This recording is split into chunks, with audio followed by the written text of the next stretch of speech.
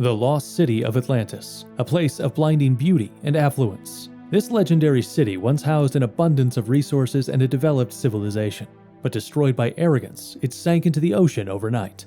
However, among scholars, Atlantis is not accepted as groundless speculation. One example is Troy, a city that was considered a more ridiculous work of fiction than Atlantis, which was later recognized for its historical value upon the discovery of actual relics. Scholars studying Atlantis claim that there must be traces of the city somewhere on Earth. Now, let's look into the 3 most questionable Atlantis hypotheses so far. 1. Bimini Road. August 16, 1968. As they were flying over the coast of Bimini Island in the Bahamas, Robert Brush and Trick Adams discovered something amazing. What appeared to be an ancient historical site rose to the surface for a moment before disappearing. According to their testimony, the remains were rectangular structures presumed to have been made by humans. Following this statement, Miami Museum director Joseph Manson Valentine and marine engineer Dr. Dmitry Rybikov thoroughly explored the vicinity of Bimini Island. Even at the time, Atlantis was recognized as a legendary continent. Despite the fact that the official explorers had departed, people were not expecting much. However, the exploration resulted in the discovery of a large number of man-made stones underwater just off the coast of North Bimini Island. The stones were all square-shaped with an average length of 2 meters, average height of 50 centimeters, and average weight of 1 ton. Having become interested in Bimini Road thanks to the announcement, archaeologist Dr. John Steele immediately went to Bimini Island.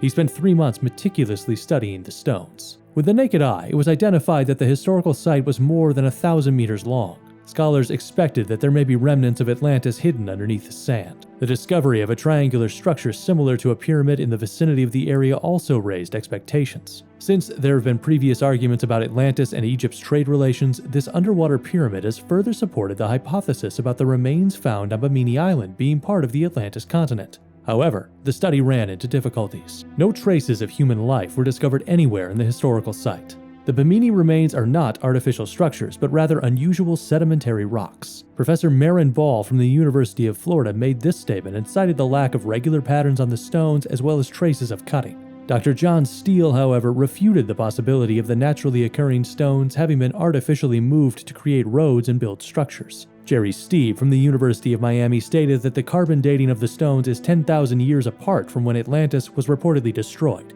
meaning that it is very unlikely that the area is the submerged Atlantis. A set of strangely shaped stones named Bimini Road. Could it really be a historical site? Or is it merely an unusual set of sedimentary rocks? 2. Susmasa Basin. The Susmasa Basin in Morocco. The person who suggested that this area could possibly be Atlantis was none other than a computer expert. German software developer Michael Hübner selected a total of 400 areas from 4,700 kilometers near Athens based on the characteristics of Atlantis mentioned in Plato's Critias. Following his statement, he applied Atlantis's topographical features recorded in the book to 51 variables before applying them once more to the program. The computer automatically mapped the areas and gave higher scores to places that fit Atlantis's characteristics. The results said that Susmasa Basin in Morocco was the most likely candidate to be Atlantis. Atlantis did not sink into the ocean. Hübner argued that Atlantis did not sink, and instead it remained in the form of Susmasa Basin. This was based on the fact that the area perfectly fit the characteristics described by Plato, and that there was only a 10% size difference. And surprisingly, the red and black stones mentioned by Plato in his book were actually discovered in Susmasa. This was publicly announced at the International Atlantis Conference held in Athens in November 2008 and caused a great sensation among scholars. Hübner's hypothesis went even more viral when history program host Andrew Goff stated that he supported the hypothesis. However, no excavation could be conducted in the area.